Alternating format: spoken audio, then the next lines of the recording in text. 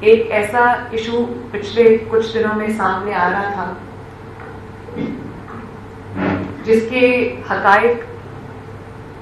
جان کے میں آپ تک آئی ہوں، اور ایک ایسی بات کو ایشو بنایا گیا، اچھالا گیا،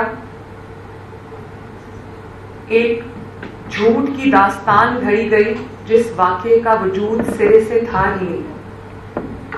میں پہلے تو ہم یہ کوشش کرتے رہے کہ ہم واقعے کی گہرائی تک جائیں، اس کی ڈیٹیلز تک جائیں، اس کی مائنیوٹسٹ ڈیٹیلز تک جائیں،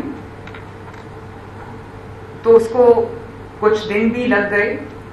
لیکن میں نے فائنلی جو جتنے بھی لوگ تھے جن کے اوپر الزامات تھے، میں نے جو انویسٹیگیشن کمیٹی تھی اس کا فائنل جو اجلاس ہے وہ میں نے ابھی خود اٹینڈ کیا ہے، اور وہ میں نے چیئر کیا ہے، اور میں تمام حقائق آپ سب کے سامنے رکھنا چاہتی ہوں۔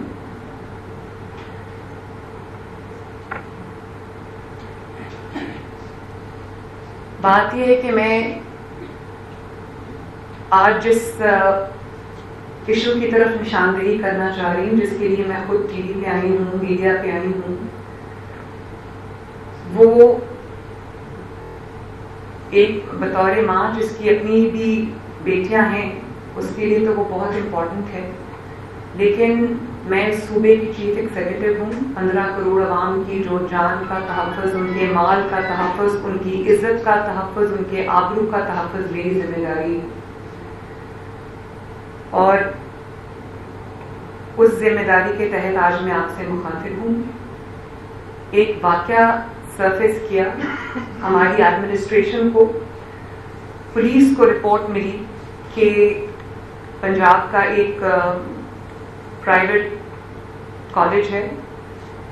جہاں پہ خدا نخواستہ کوئی ریپ کا واقعہ ہوا ہے، اور ایڈمنسٹریشن نے فوراً رسپونڈ کیا۔ ایک سیکیورٹی گارڈ پہ الزام لگا کہ انہوں نے کہ وہ اس میں ملوث ہیں، تو اس دن سے لے کے آج تک ہم اس ریپ وکٹم کی تلاش میں ہیں۔ ایک بچی کا نام لیا گیا اور اس کو کہا گیا کہ وہ وکٹم ہے۔ 10 تاریخ کو یہ واقعہ رپورٹ ہوا اور کہا گیا کہ 10 تاریخ کو یہ واقعہ ہوا۔ وہ بچی 2 تاریخ سے ہسپتال میں داخل ہے، وہ کہیں گری، اس کو بہت بری طرح چوٹ لگی اور وہ ICU میں داخل تھی، جس کو ریپ کا وکٹم بنا دیا گیا۔ میری اس کے جب والدہ سے رات کو بات ہوئی تو انہوں نے، وہ اتنی بری حالت میں تھی، صدمے کی حالت میں تھی، ان کی اپنی کوئی سرجری ہوئی ہوئی تھی اور وہ بستر پہ تھی، اور انہوں نے مجھے کہا کہ میں غریب ہوں لیکن مجھے کچھ نہیں چاہیے، میری 5 بیٹیاں ہیں، انکلوڈنگ یہ جو بچی تھی جس کے اوپر ایک کہا کہ یہ ریپ وکٹم ہے۔ انہوں نے کہا میری 5 بچیاں، ان کی شادیاں بھی ہوگی۔ تو یہ جنہوں نے یہ کہانی گھڑی ہے، جو اس سازش کے کردار ہیں، ان کو ایکسپوز کرنا آپ کی ذمہ داری ہے، ان کو کیفر کردار تک پہنچانا آپ کی ذمہ داری ہے۔